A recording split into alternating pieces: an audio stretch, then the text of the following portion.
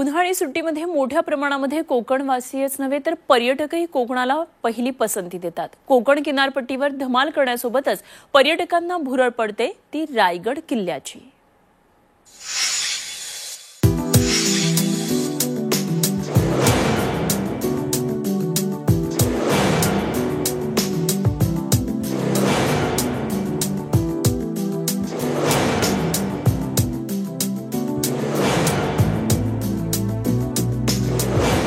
छत्रपती शिवाजी महाराजांनी स्थापन केलेल्या हिंदवी स्वराज्याची राजधानी अर्थात किल्ले रायगड।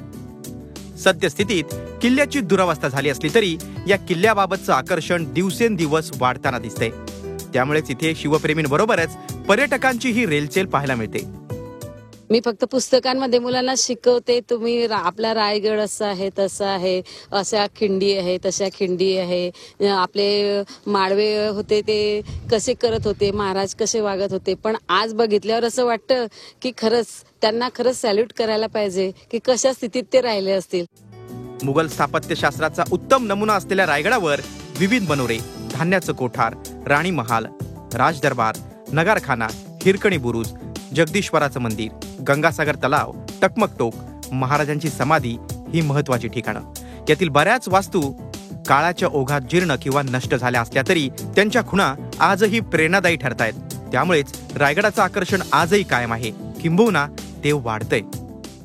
इथे आल्यानंतर महाराजांच्या ज्या पाऊल खुणा आहेत किंवा महाराजांचे जे कार्य आहे ते इतकं व्यवस्थित आणि इतकं सिस्टमॅटिक होतं की आता जाणीव झाली की आज सुद्धा आपण त्यांची बरोबरी करू शकत नाही। या छत्रपती शिवाजीच्या किल्ल्यावरती एक संवर्धनाचे केंद्र सरकारने जे पाऊल उचललेलं आहे ते खूप चांगलं पाऊल उचललेलं आहे आणि किल्ले संवर्धनाचे महाराष्ट्रात झालं पाहिजे आणि हे आमच्यासारख्या लोकांना आणि आमच्या पुढच्या पिढीला एक चांगलं प्रेरणास्त्रोत होईल। गाईडची सुविधा असल्यानं किल्ल्याची खडानखडा माहिती मिळतेच, सोबत रोपवेची सुविधा असल्यानं पर्यटकांना अधिक कष्ट न घेता किल्ल्यावर सहज पोहोचता येतं। ह्या शनिवार रविवारपासून गर्दी पर्यटकांची वाढलेली आहे आणि नक्कीच असं वाटतंय की ह्या वर्षी आणखी गर्दी वाढेल। साधारण हजारो पर्यटक आपल्याकडे येतात पण दिवसाभरामध्ये, पण आपली जी कॅपॅसिटी आहे त्या हिशोबाने आपण तासाला 100 पर्यटक 100 ते 125 पर्यटक आपण वरती घेऊन जातो। रायगडच्या संवर्धन आणि विकासासाठी सरकारनं 600 कोटी रुपयांचा आराखडा तयार केलाय। त्याच्या कामालाही सुरुवात झाली, त्यामुळे येत्या काळात किल्ले रायगडाचं रूप आणखीनच पालटेल आणि त्यामुळे पर्यटकांच्या संख्येतही वाढ होईल यात शंका नाही।